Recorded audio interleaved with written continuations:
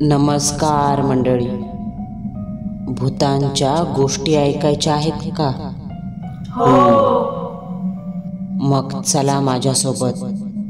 कुठे? भूतांच्या जगात.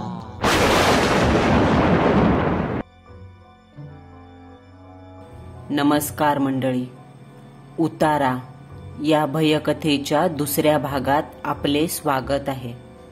केशवच्या आईची झालेली भयानक अवस्था आणि त्या हारामागचा इतिहास या सगळ्यांविषयी नानाला खबरबात करण्यासाठी केशव दोन्ही आजींबरोबर अधिकाऱ्यांकडे फोन करायला गेला आणि परत घरी येऊन पाहतो तर घराचं दार सताड उघडं.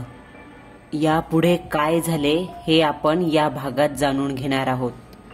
पण उतारा या कथेचा पहिला भाग जर तुम्ही ऐकला नसेल तर वरती दिलेल्या लिंकवर किंवा डिस्क्रिप्शनमधील लिंकवर क्लिक करून उतारा या कथेचा पहिला भाग ऐका. सुरुवात करूया. उतारा भाग दुसरा आणि शेवटचा.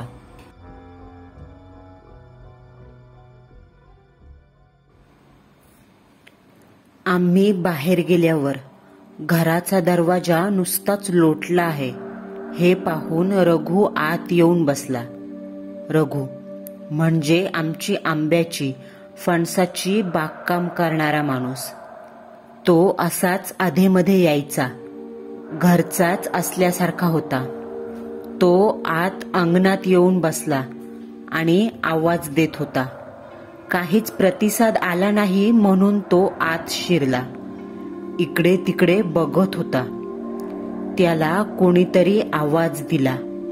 श्क. कोणीच दिसत नव्हतं. तो आत गेला. कोणीच नाही. पण कोणीतरी आपल्या मागावर आहे असं त्याला वाटत होतं.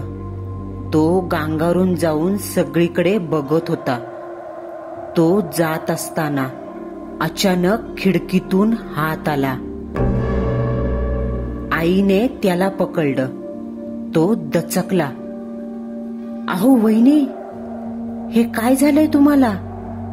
अशा का दिसताय आणि मला का धरताय? तो खूप गोंधळून बोलत होता. दरवाजा उघड.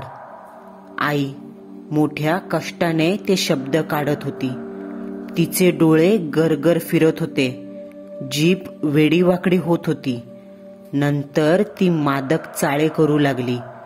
रघु ते सगळं पाहून कोड्यात पडला. काय करावं त्याला सुचत नव्हतं. काहीतरी घडलंय हे त्याला नक्की झालं. दरवाजा काढ. पुन्हा तो दयनीय सूर. आता रघुचा नाईलाज झाला. त्याने जाऊन हळूच दरवाजा काढला. दरवाजा काढताच आई उडी मारून बाहेर आली. रघुला ढकलून आई घरात कुठेतरी पळाली. एका साधारण बुक्क्याने रघु जोरात जमिनीवर कोसळला. आईचं ते भयावह आणि अनोळखी रूप पाहून तो धावत बाहेर आला. तो बाहेर पळत असताना अंगणात आम्ही त्याला भेटलो. त्याचा चेहरा भयग्रस्त दिसत होता. त्याने घाबरतच आम्हाला सगळी हकीकत सांगितली. आम्ही सगळे आईला घरभर शोधत होतो. मी व रघु एका बाजूला तर कुंदा आजी आणि आजी दुसऱ्या बाजूला. रघुला कशाचा काही पत्ता नव्हता. आमच्या मनातही भीती होती. भर दिवसा कुठून तरी अचानक हल्ला होईल असं वाटत होतं. प्रचंड शांतता पसरली. कुंदा आजीने बघितलं.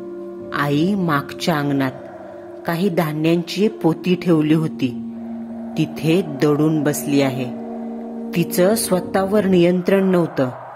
ती बडबडत होती. कुत्र्यासारखं गुरगुर करत होती. डोळे गरागर फिरवत होती. चेहरा तर नुसता पिवळा पडला होता. कुंदा आजी ओरडली आणि आम्ही जमा झालो. आईला आजीने हाक मारली. शकुंतला, इथे काय करतेस? चल खोलीत चल. आईने एक जळजळीत कटाक्ष टाकला. रघु तर अजूनही मागेच उभा होता. पुरुषासारखा पुरुष, तरीही घाबरत होता. आजी धीर करून पुढे सरकली आणि म्हणाली, चल ऐक माझं, तुला काही त्रास नाही होणार.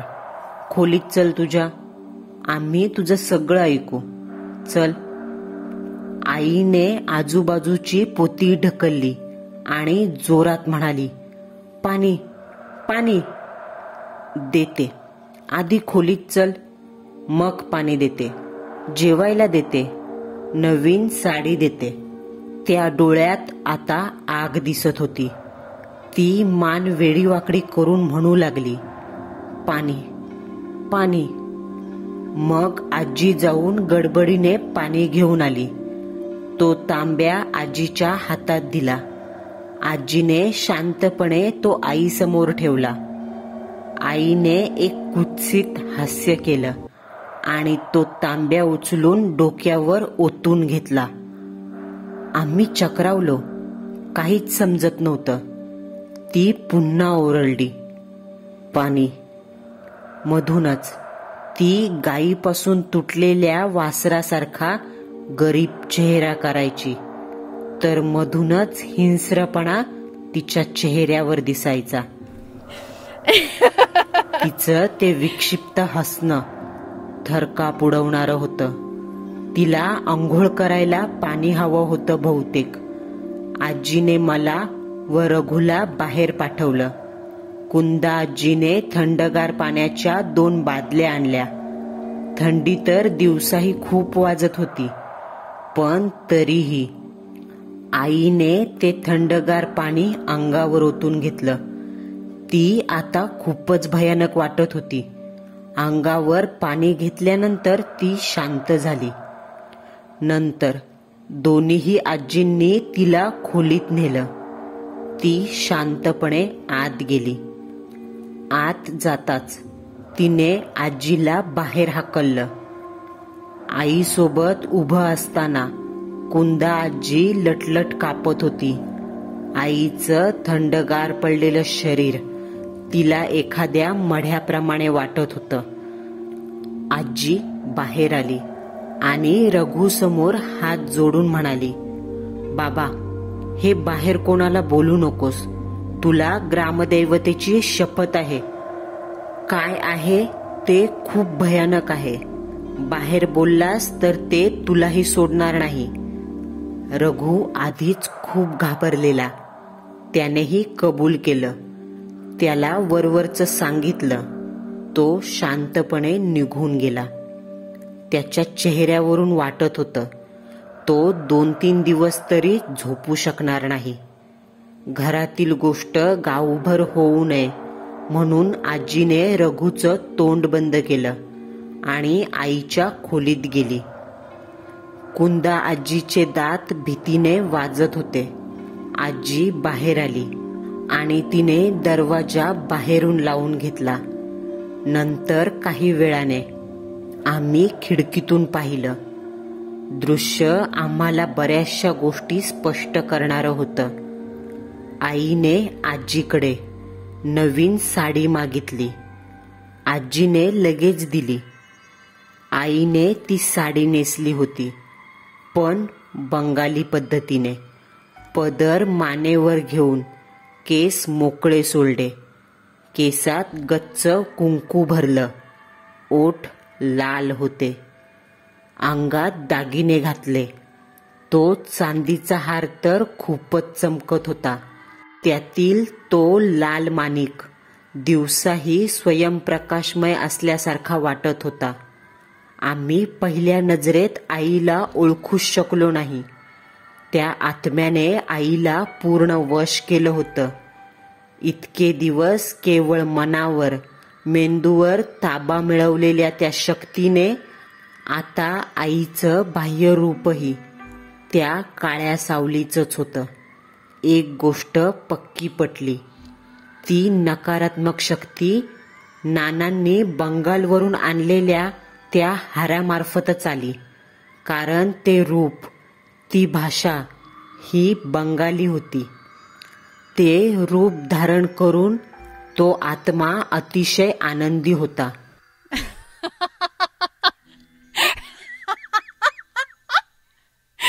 आणि ती उत्कटपणे हसत होती. विष्णुपंतांनी सांगितल्यानुसार आम्ही सगळे आरसे लपून ठेवले होते. त्यामुळे ती स्वतःचं भौतिक रूप बघायला आसुसली होती. परिस्थिती वरचेवर कठीण होत होती. आम्ही तिघेही दडपणाखाली वावरत होतो. पाणी अंगावर ओतून घेण्याचा आणि नंतर आईने स्वतःचा ताबा सोडून दिल्याची साक्ष होती ही. आम्हाला खूप भीती वाटत होती. आई आता राहणार नाही असंच वाटत होतं. आजीचे देवदेव चालू होते. नानांना बोलवून घ्यावं असं वाटत होतं, पण तेही तातडीने शक्य नव्हतं. दिवस कसा तरी ढकलत होतो, पण सूर्य मावळून अंधाराचं साम्राज्य येताच धस व्हायचं. एकट्याने घरात फिरायची भीती वाटायची.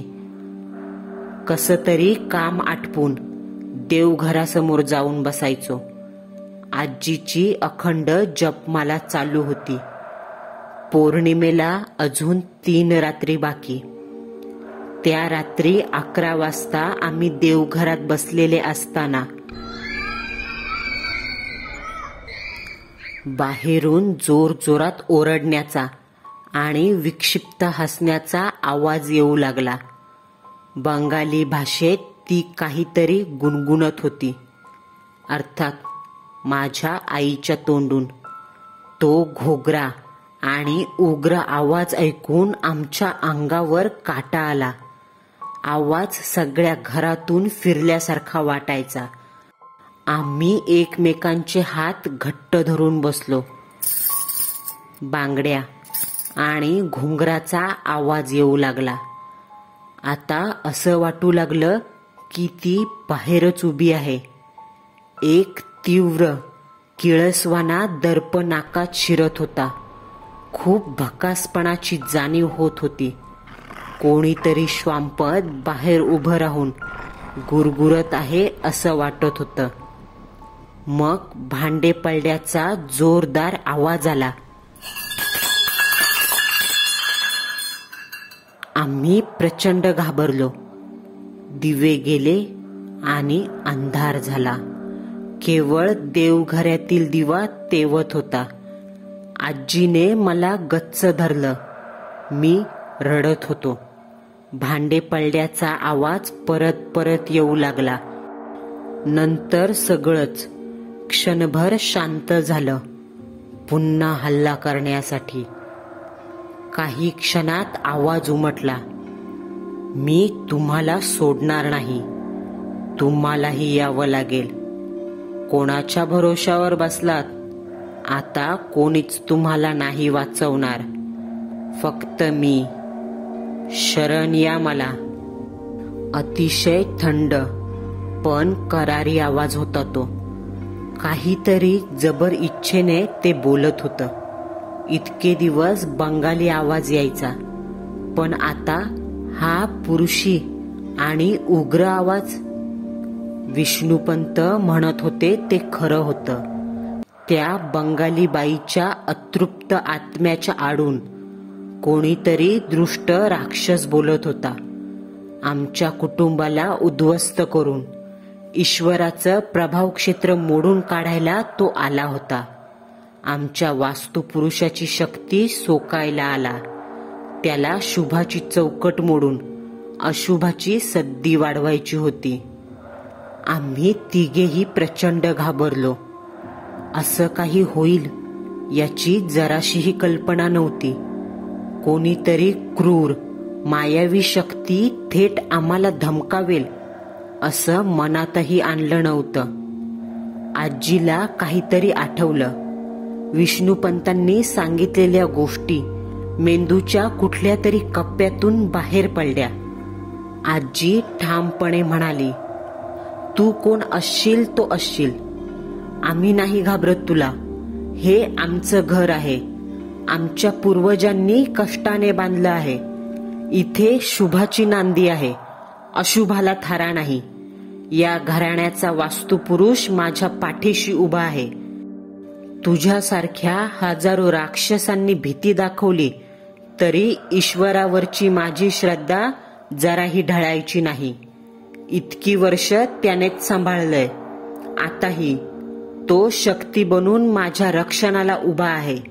असेल तुझ्यात ताकद त्याला मोडायची तर समोर ये आणि स्पर्श तरी करून दाखव. आजीचे हे हिमतीचे शब्द ऐकून मी व कुंदा आजीही सरसावलो. आम्हीही ठाम झालो. माझ्या डोळ्यातून येणारं पाणी थांबलं. मला विष्णुपंतांचे शब्द आठवले. माझ्या आईसाठी मलाच काहीतरी करावं लागणार होतं.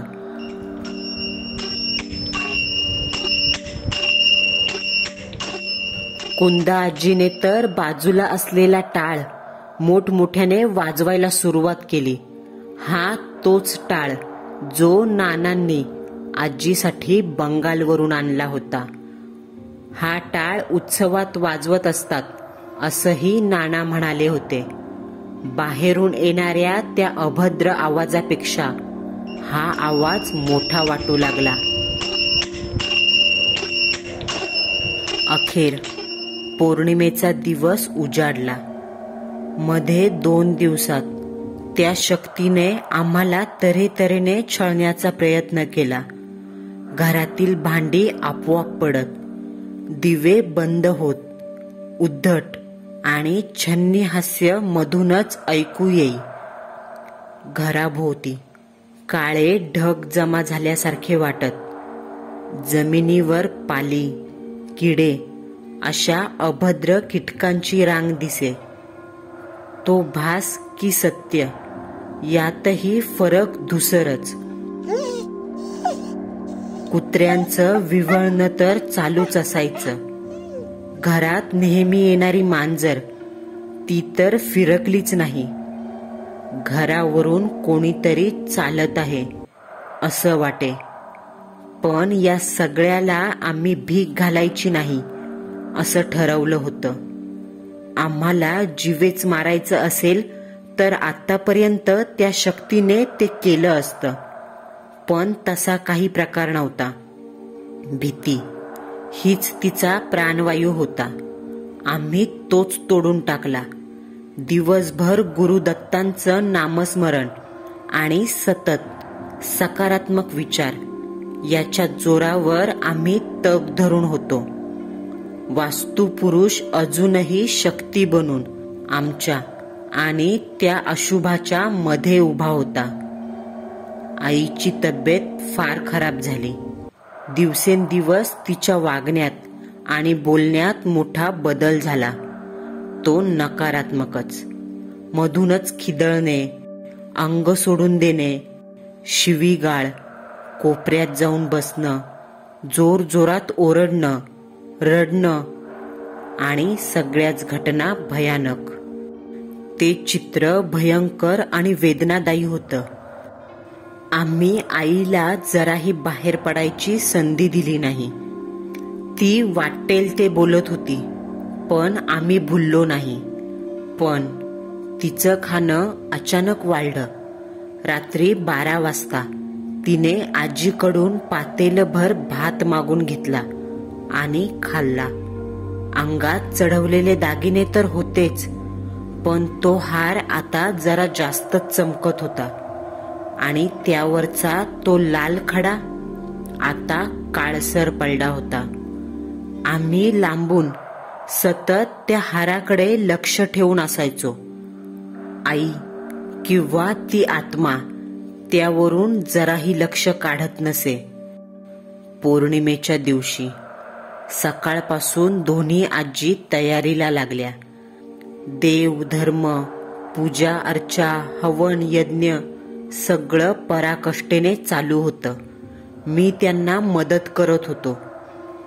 त्या दिवशी सकाळीच कुंदा आजीच्या पायावर पहार पडून मोठी जखम झाली. पण हा जाणीवपूर्वक व्यत्यय आणण्याचा प्रयत्न होता हे आम्ही जाणलं. शिवाय बाहेरचं कोणी घरी यायला नको म्हणून डॉक्टर वैद्य कोणालाही बोलवलं नाही. मी आजी सांगेल तसं करत होतो.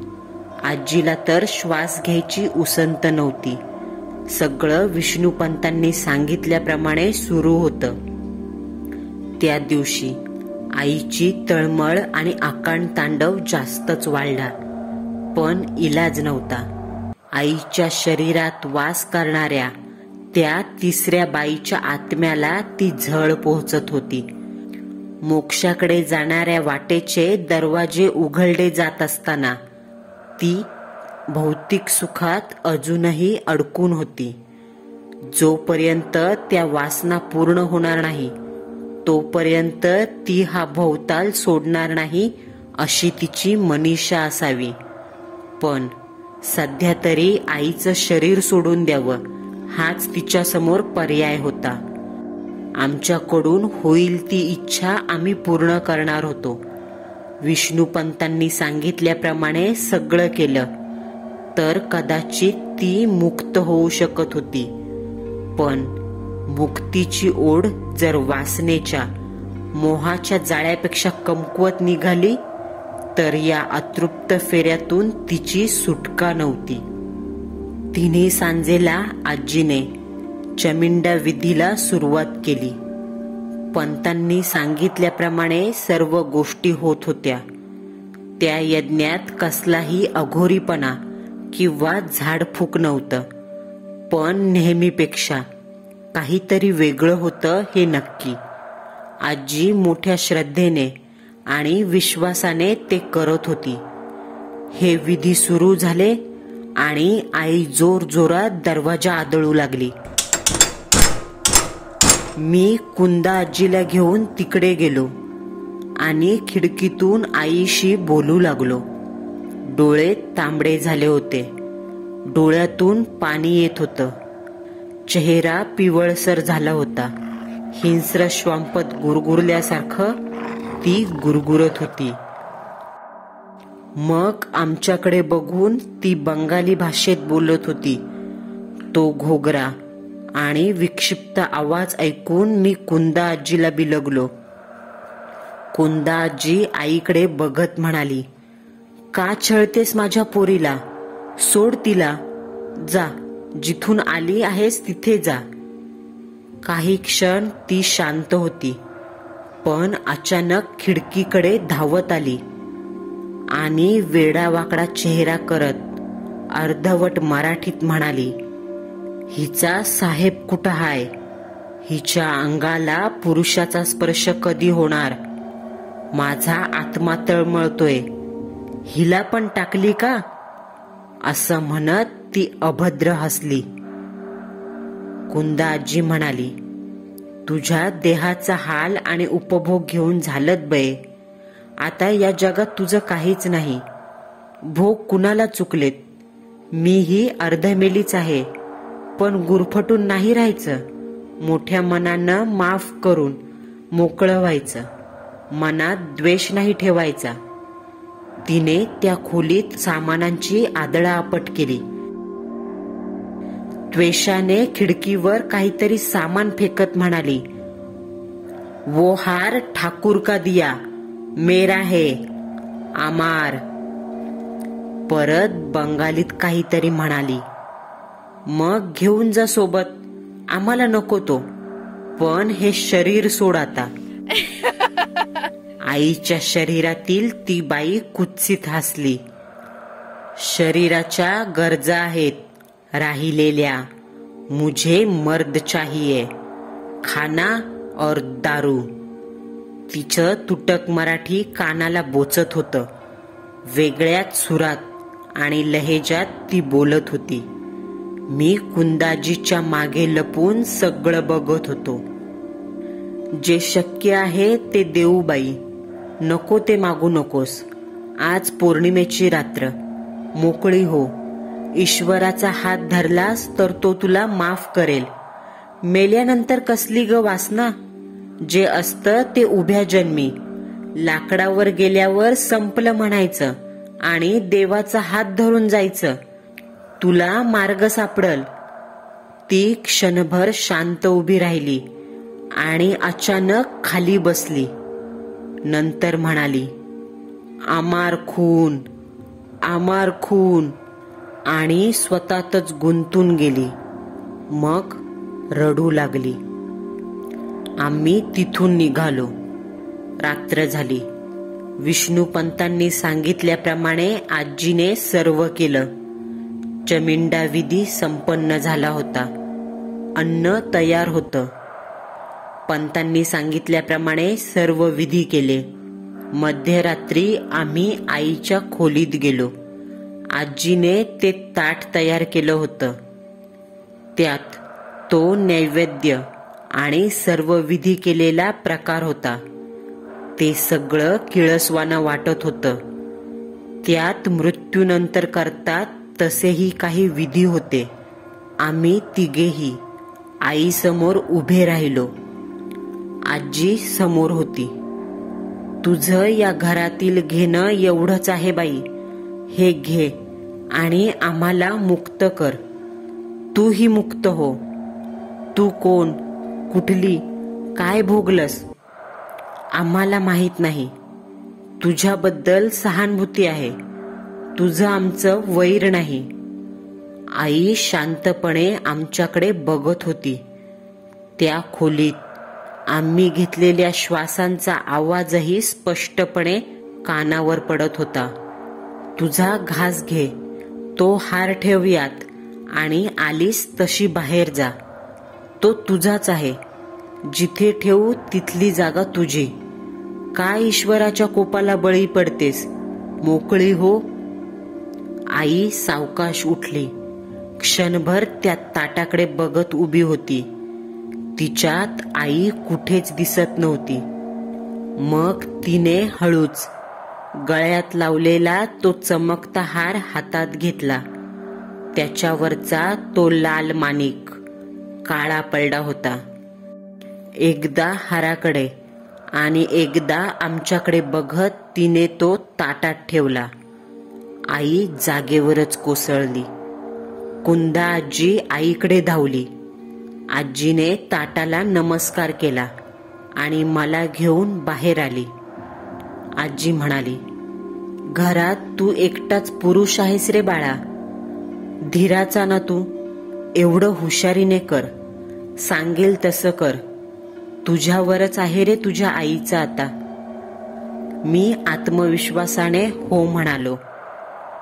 मग ऐक केशवा, घराच्या बाहेर गेल्यावर काहीही झालं तरी तोंडातून चकार शब्द काढायचा नाहीस किंवा मागे वळून पाहायचं नाही. काहीही झालं तरी घाबरायचं नाही. विष्णूपंत म्हणाले ते आठवतंय ना? मग मी सांगते तसं कर. आधी महार वाटेने आणि नंतर आडवाट करून नदीकडे जायचं. कोणी नावाने हाक मारली तर ओ नाही द्यायची. अगदी माझ्या, आईच्या किंवा नानांच्या आवाजातही कोणी आवाज दिला तरी नाही बघायचं तिकडं. काही संकट आलं तरी घाबरायचं नाही. देवाचं नाव घ्यायचं आणि पुढे चालत जायचं. नदी काठच्या त्या वडाच्या मोठ्या झाडाखाली हा नैवेद्य ठेवायचा आणि तुझा घास ठेवला आहे, घे आणि आम्हाला मुक्त कर. एवढं म्हणायचं. नमस्कार करून मागे वळायचं. मागे वळून बघितलंस तर माझी शपथ आहे तुला. आणि मग थेट धावत घरी ये.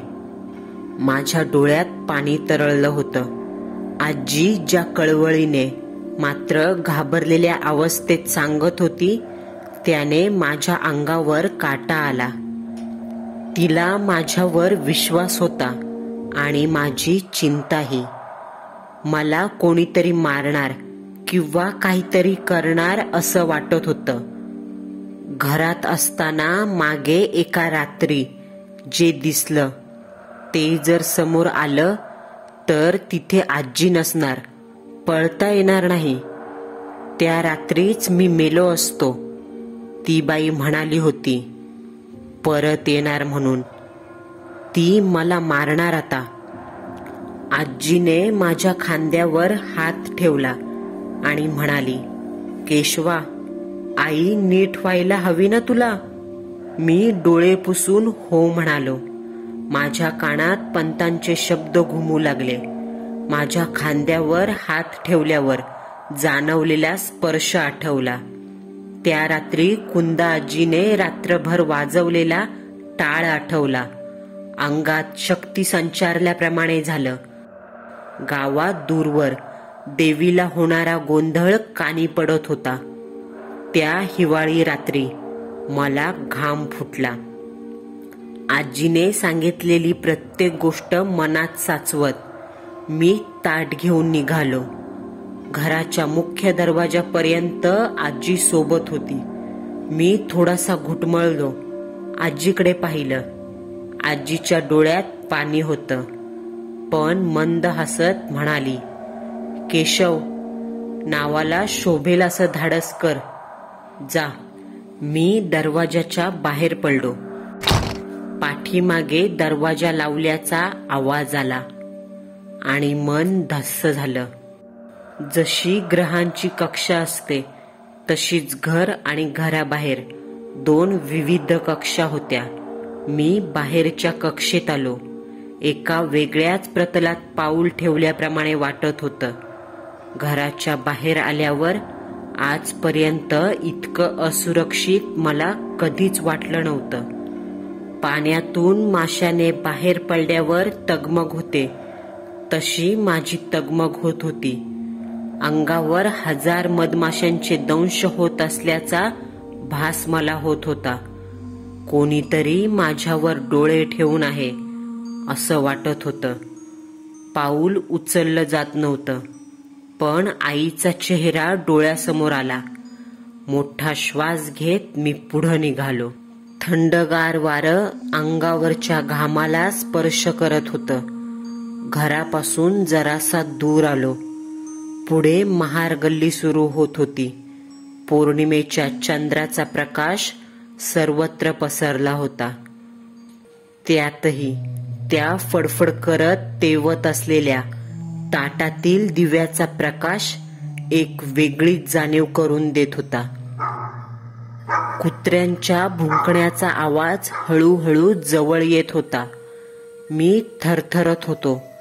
हातातील ताट खाली पडू नये म्हणून काळजी घेत होतो. दातावर दात घट्ट दाबले. चुकूनही शब्द बाहेर पडू नये म्हणून. महारवाट पटकन संपली. कोणीही पाहिलं नाही. पण आता नदीकाठच्या रस्त्याला जाणारी आडवाट होती. तिथे आल्यावर अचानक थंडी वाजू लागली. पाठीमागून कोणीतरी चालत आहे आणि माझ्यावर हल्ला करायच्या बेतात आहे असं वाटत होतं.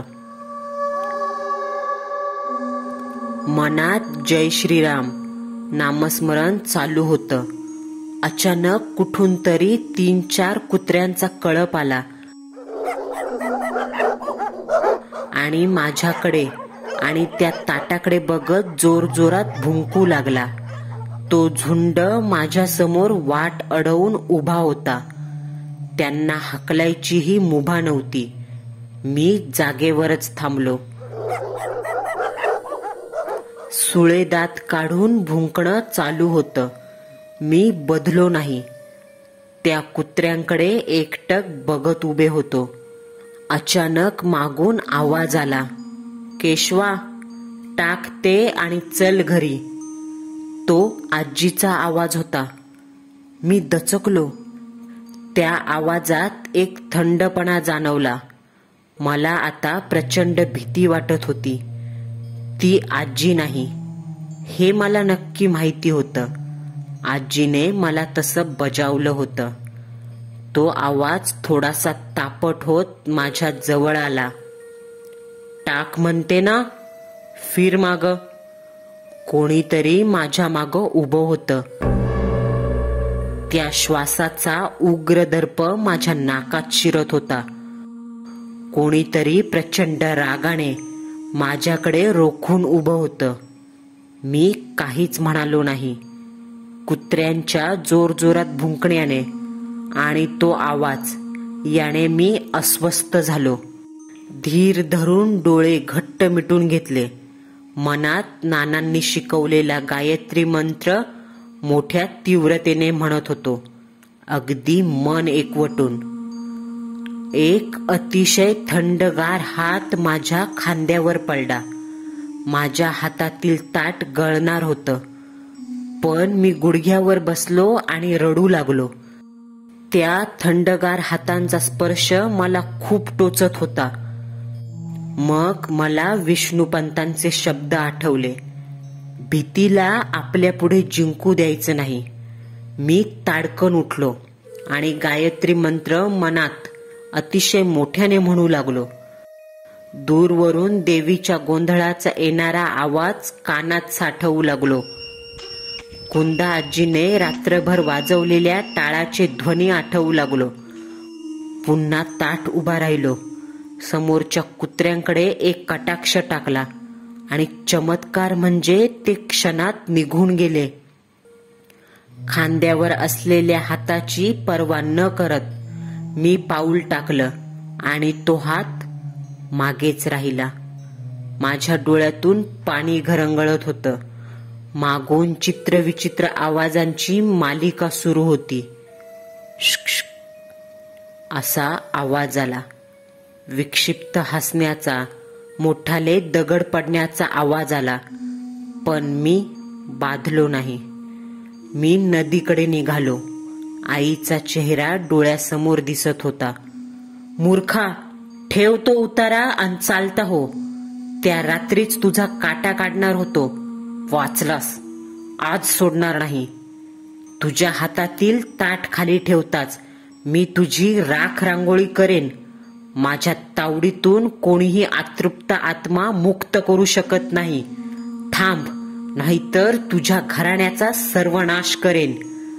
अतिशय क्रोधित आणि पिसाटलेला आवाज मला धमकावत होता, पण आजीने सांगितलेला शब्दनिशब्द मला आठवत होता. तो दिवा खूप फडफडत होता. चंद्राचा पांढरा प्रकाश त्या ताटावर पडत होता. मला कोणीतरी समोर उभं असलेलं दिसलं. कोणीतरी माणूस होता, जणू माझीच वाट बघत उभा असावा. मी वाटेवरून हटलो नाही. त्या माणसाची नजर माझ्याकडेच होती. मी शांतपणे त्याच्याकडे न बघता पुढे जात होतो. त्या माणसाने मला हाक मारली, केशवा, लवकर चल, तुझी आई वारली. आजीने जसं आहे तसं येण्यास सांगितलंय. मी एक आवंढा गिळला. धाय मोकलून रडावंसं वाटत होतं. आई मेली या कल्पनेने मी अर्धमेला झालो. अंगातील बळ संपलं. नानांची आठवण येत होती, पण आजीचे शब्द आठवले. त्या माणसाकडे पाहिलं. त्याच्या चेहऱ्यावर काहीच भाव नव्हते. तो फक्त खुणशी नजरेने माझ्याकडे पाहत होता. मी एक पाऊल त्याच्याकडे टाकलं. तो मागे सरकला. मला त्याच्या डोळ्यातील हिडीस भावांनी त्याचा हेतू स्पष्ट केला. कसल्या तरी शक्तीमुळे किंवा बंधनामुळे ती पाशवी शक्ती मला स्पर्श करू शकली नाही. मगाशी माझ्या खांद्यावर ठेवलेला हात मागे पडला. त्याला नक्कीच काहीतरी इजा झाली असणार, जेणेकरून ती शक्ती माझ्याजवळ येऊ शकत नव्हती. मी मोठा आवंढा गिळला. अतिशय रागीट नजरेने त्या माणसाच्या डोळ्यात पाहिलं. तोही तितक्याच मग्रूर नजरेने माझ्याकडे पाहत होता.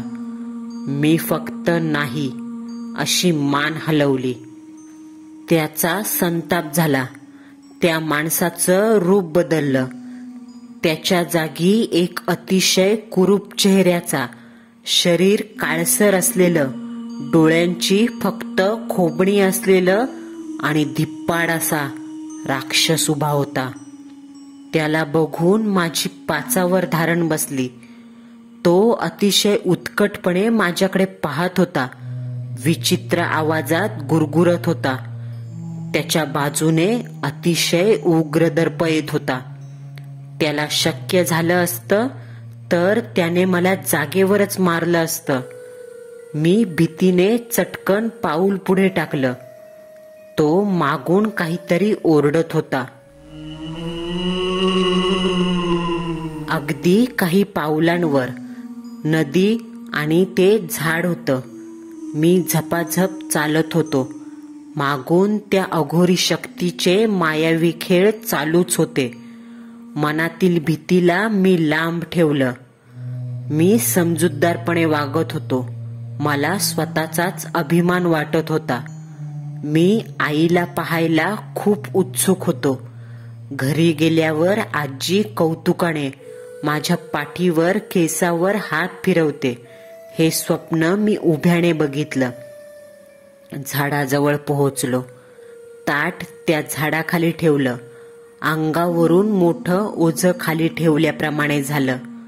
मनावरचं दडपण कमी झालं. अचानक आकाशात काहीतरी चमकलं. कसला तरी प्रकाश पडला. त्या ताटाभोवती प्रकाशाची रेषा उमटली. त्यात ठेवलेला तो हार आता अतिशय चमकत होता. त्यातील माणिक पुन्हा लाल झाला. मी आजीने सांगितल्याप्रमाणे म्हणालो, तुझा घास ठेवला आहे, घे, आम्हाला मुक्त कर. ताटातील दिवा विझला. तिथे एक बाई उभी राहिली. भयानक, आजही तेच भयानक रूप. मी डोळे फाडून ते कुरूप दृश्य पाहत होतो. ती एकटक माझ्याकडे पाहत होती. अंगावर काळी साडी, बंगाली पद्धतीने नेसलेली. पण एकेकाळी ती स्त्री अतिशय सुंदर असणार असंही वाटलं.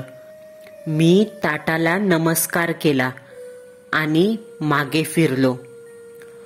सोडून दिलं, एवढाच आवाज उमटला आणि परत कसला तरी विचित्र गूढ आवाज माझ्या पाठीमागे येऊ लागला.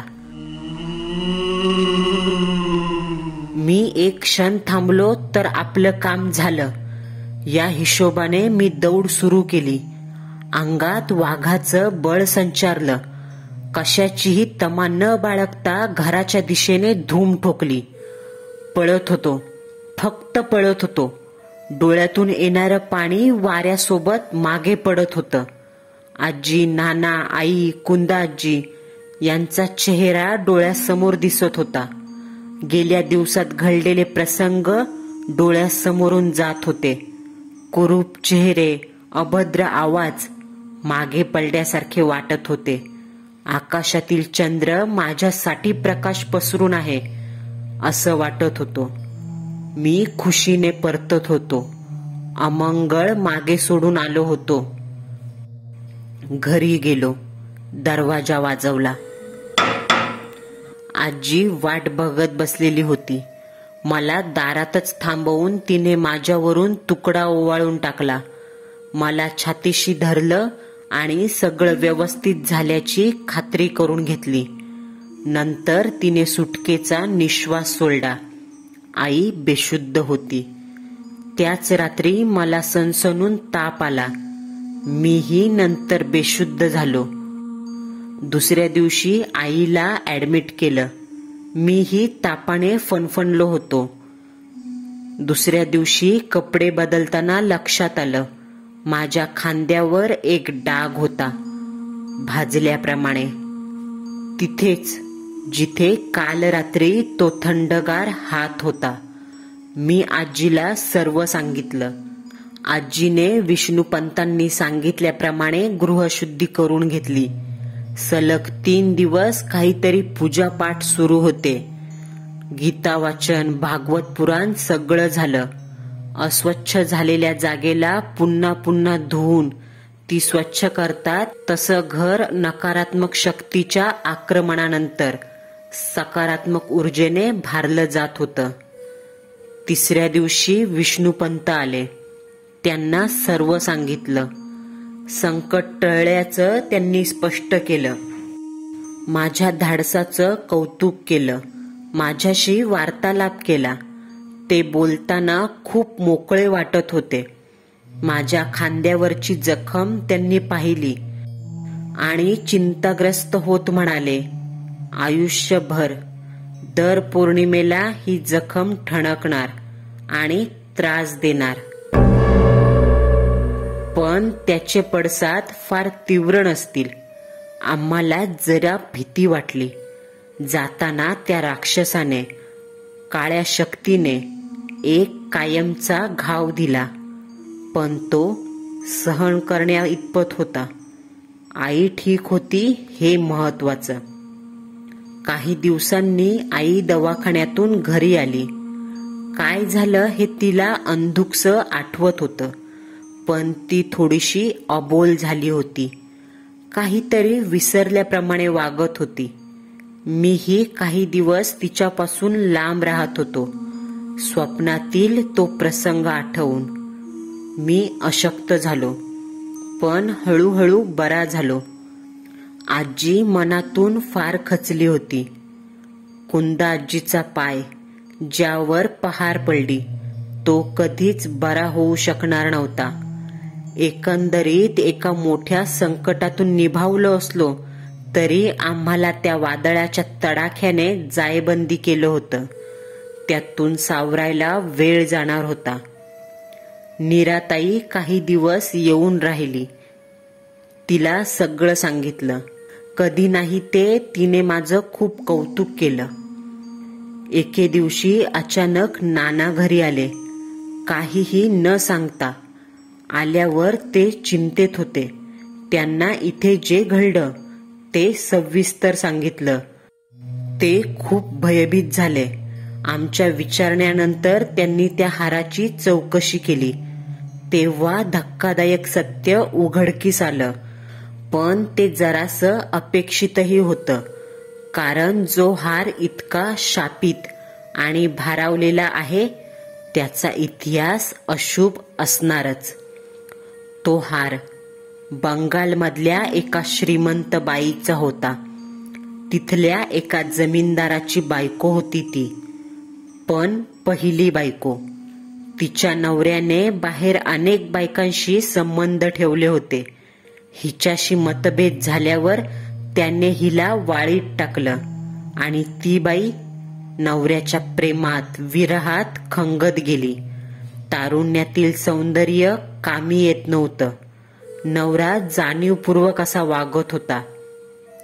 तो हार म्हणजे त्या नवऱ्याने त्या बाईला दिलेला एकमेव उपहार, भेट.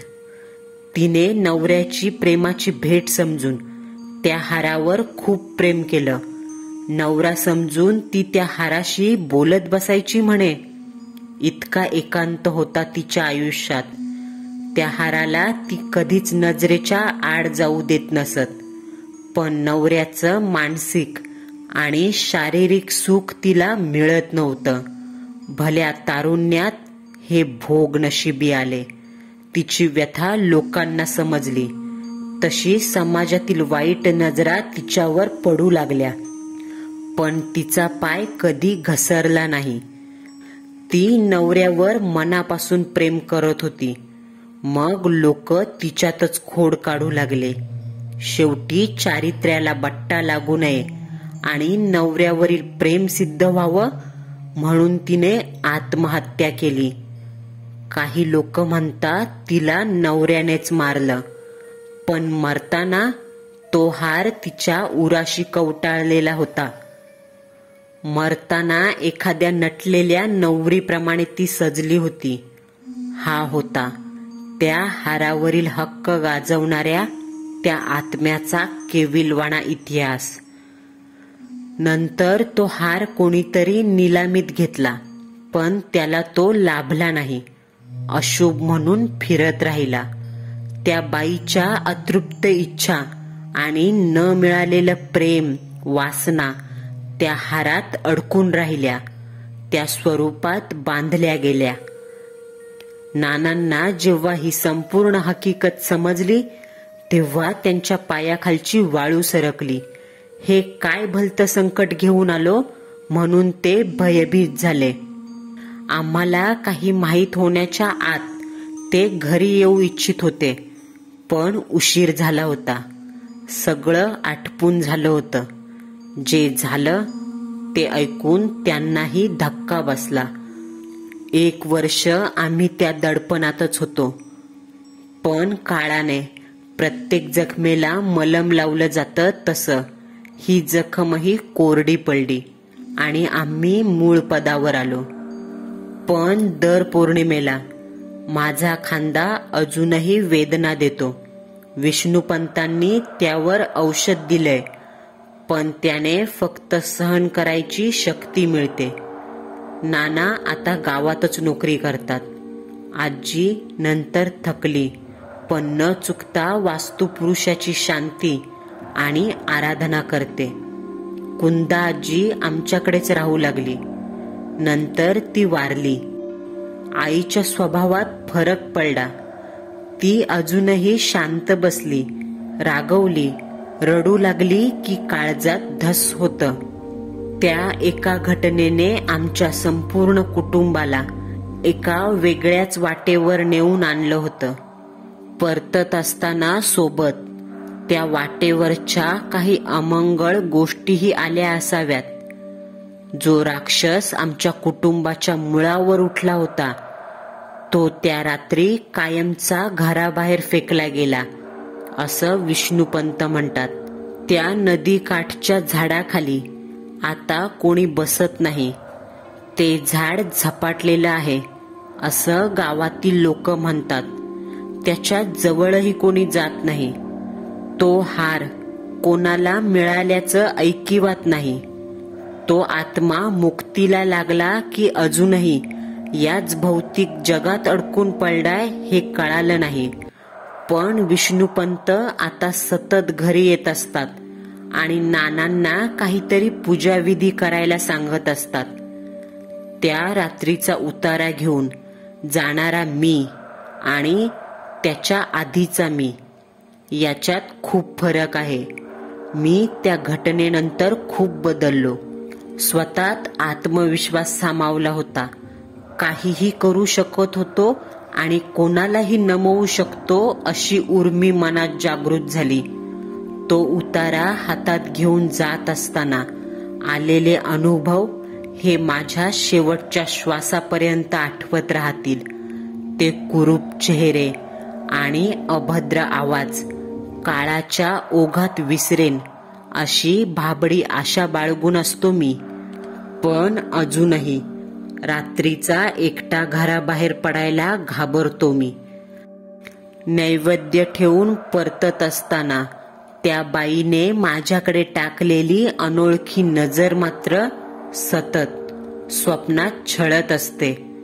उतारा ठेवून कोणी मुक्त झालं की नाही माहीत नाही, पण आमच्या आयुष्यभराचं झपाटलेलं पण नक्कीच वाढलं. मंडळींनो, आपली ही आजची कथा तुम्हाला कशी वाटली हे कमेंट बॉक्समध्ये नक्की कळवा. पुन्हा भेटूया. नवा सत्य अनुभव, नवा थरार.